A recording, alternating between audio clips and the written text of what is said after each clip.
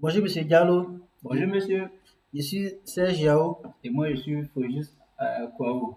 D'accord, aujourd'hui nous voulons vous présenter notre projet concernant Diffie Hellman. Donc nous allons échanger un secret sous les yeux de tout le monde sans que personne ne découvre. Donc c'est le miracle de Diffie Hellman.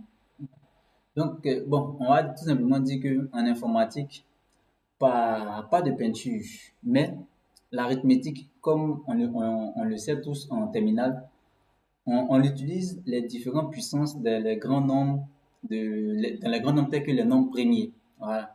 Donc c'est un peu sur ce volet-là que nous allons survoler un peu.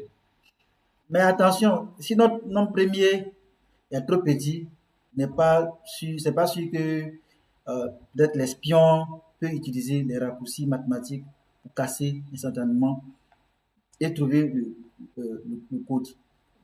Donc, on va tout simplement se baser un petit peu sur un langage qu'on a appelé communément Rust. Donc, c'est à travers ce langage-là que nous allons simuler en fait cette frontière-là et essayer de mettre en place un bon paramètre, voilà, pour qui vont pouvoir résister, on va dire, pendant des millions, bon, qui vont exister pendant des millions et des millions d'années, voilà.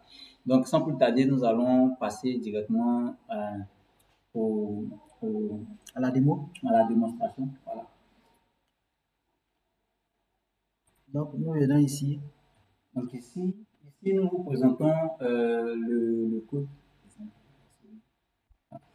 Donc, voici un peu le code voilà, qui est là. Nous avons écrit un peu un code qui reflète un peu ce que nous faisons, mais ce que le mécanisme, le fonctionnement en fait de ce système-là, de ce système on va dire, du système de Diffie-Hellman. Voilà. Donc, on va compiler pour essayer de voir à quoi ça ressemble, quelle est la réponse que ça nous donne.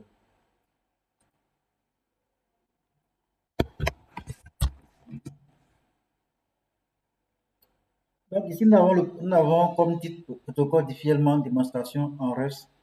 Réponse à la question de Bobo, terminal C, lycée classique d'Abidjan, Sainte-Marie. Donc, ici, nous avons deux scénarios. Donc, le premier scénario, c'est les petits nombres, donc qu'on appelle communément les nombres vulnérables. Donc, ici, on veut dire que quoi? Il peut y avoir échange de secrets entre deux personnes. Mais si le nombre premier est petit, la possibilité pour que l'attaquant puisse découvrir est, est très, très est grande en fait. C'est-à-dire l'attaquant peut déchiffrer facilement le, le code secret. Par contre, lorsqu'on utilise des grands nombres qu'on appelle des nombres robustes, donc par exemple les 204 bits, ainsi de suite, vous allez voir que les tentatives, il y aura une gigantesque de tentatives. Donc même les ordinateurs les plus robustes auront du mal à pouvoir découvrir, à pouvoir déchiffrer le code. Donc ici, ce qu'il faut retenir, c'est que plus le nombre est grand, plus la sécurité est robuste. C'est ça.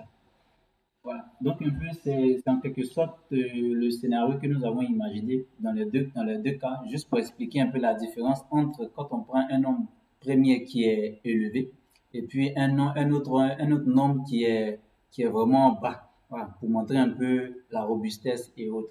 Donc, sans plus tarder, nous allons passer parce que nous avons préparé également une démonstration qui est faite en HTML pour mieux visualiser un peu tout ce qu'on vient de dire là. Voilà, donc ça, voilà simplement à quoi ça ressemble. Donc ici, nous avons la possibilité de choisir en fait ces différents nombres. Ici, par exemple, nous allons cliquer sur sélectionner un nombre premier. Donc on va prendre par exemple le nombre qu'on avait fait tout à l'heure là, le nombre 23. On prend 23, on va choisir un générateur par exemple. Voilà, on va mettre peut-être 2 ou bien 5 comme ça. Ça va dépendre de nous. Et puis ensuite, grâce à ça, on va cliquer simplement sur le bouton générer une clé. Donc, ça va nous générer une nouvelle clé. Donc, ça va nous générer une nouvelle clé qui est 8 par exemple. Voilà. Donc, on a les deux clés qui vont être générées, la clé privée et la clé publique. Donc, à partir de ça, maintenant, nous pouvons envoyer maintenant notre message. Donc, juste en bas, nous allons juste entrer ce message-là qui est On dit par exemple qu'on va envoyer un message, donc on va simplement écrire un message. Donc on va dire simplement bonjour Monsieur Diallo. Voilà. Bonjour Monsieur Diallo. Voilà. Donc nous allons chiffrer d'abord ce message-là. Ok. Au chiffrage, vous allez voir que nous avons ici en fait les différentes modalités, ou bien si on veut, bon, pour être plus explicite, on va dire que c'est en fait le code en fait. Voilà. Donc le message que nous avons envoyé, bonjour Monsieur Diallo, a été chiffré et c'est en fait le codage qui est là. Voilà. Donc on attend maintenant que, donc on a la possibilité également de cliquer sur déchiffrer pour en fait faire ressortir le message qu'on a fait. Donc on Donc va ici, pour augmenter, pour compléter par ce qu'il a dit, il veut dire que c'est l'usager, lui, qui envoie le message. Donc, il chiffre le message. Donc maintenant, quand ça va arriver sur Charles, Charles va maintenant déchiffrer le message c'est ça. pour voir le réel message qu'il a dit, que lui l'a envoyé. Donc, on va cliquer sur Déchiffrer. déchiffrer. Donc, Voilà. vous voyez ici le message que lui a envoyé, Charles reçoit. Donc voilà un peu, nous sommes au thème de notre exposé et présentation.